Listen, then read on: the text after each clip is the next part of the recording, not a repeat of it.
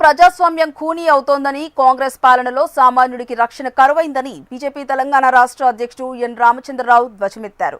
చెండూరులో కాంగ్రెస్ శ్రేణుల దాడిలో గాయపడి నల్గొండ ప్రభుత్వ ఆసుపత్రిలో చికిత్స పొందుతున్న పార్టీ కార్యకర్తలను ఆయన పరామర్శించారు. బాధితులకు అందుతున్న వైద్యం గురించి అడిగి తెలుసుకుని వారికి ధైర్యం చెప్పారు. గత మున్సిపల్ ఎన్నికల్లో బీజేపీ అభ్యర్థిగా పోటీ చేయడం వల్లే తాను ఓడిపోయాననే అక్కస్తోనే కాంగ్రెస్ నేతలు హత్యాయత్నానికి ఒడిగట్టారని ఆరోపించారు.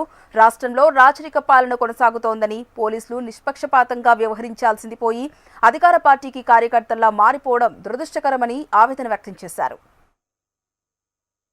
మునుగోడు నియోజకవర్గంలో చందూర్ మున్సిపాలిటీలో ఆదివారం నాడు సాయంకాలం పూట భారతీయ జనతా పార్టీ కార్యకర్తల మీద కాంగ్రెస్ నాయకులు వారి దుండగులతోని హత్యా ప్రయత్నము చేసినటువంటి ఒక సంఘటన జరిగింది.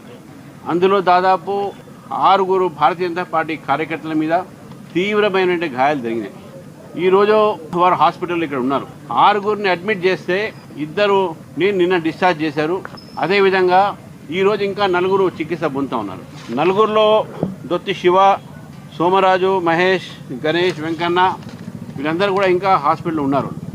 గతంలో తండూరు సంబంధించినటువంటి ఒక మున్సిపాలిటీలో పోటీ చేసినటువంటి మా ఒక నాయకుడు కిరణ్ని నువ్వు ఎందుకు పోటీ చేస్తున్నావు, నువ్వు చేపట్టి నువ్వు ఓడిపోయానని చెప్పేసి కాంగ్రెస్ నాయకులు, స్థానిక కాంగ్రెస్ నాయకుల ఒక బలంతో, ఎమ్మెల్యేలు కావచ్చు, ఇక్కడ మంత్రులు కావచ్చు, వారి ప్రోత్సాహంతో వారి బలంతో భారతీయ జనతా పార్టీ కార్యకర్తల మీద వారు దాడి చేశారు.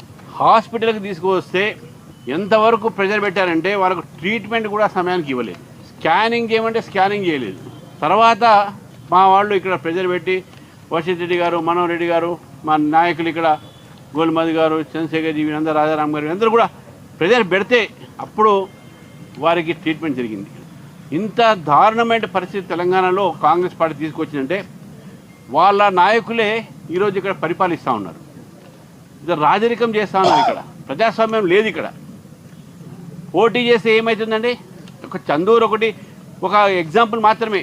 ఈరోజు రాష్ట్ర వ్యాప్తంగా కూడా పోలీసు వ్యవస్థ మొత్తం కూడా కాంగ్రెస్ పార్టీ యొక్క కనుసైగలతో నడుస్తూ ఉన్నది. స్థానికమైన నాయకులు పోలీస్ వ్యవస్థని కాంగ్రెస్ కార్యకర్తలుగా వాడుకుంటున్నారు. ఇక్కడ మున్సిపల్ ఎలక్షన్ చూసినాం, మా అధ్యక్షుడు కూడా డిఎస్పీ చేసుకున్నాడు. మరి అది ఏమనాలి మనం? ఒక రాజకీయ పార్టీ అధ్యక్షుడు జాతీయ పార్టీగా ఒక స్థాయిలో అధికారం ఉన్న పార్టీ ఒక అధ్యక్షుడిని ఇక్కడ అతని మీద చేసుకుంటాడు.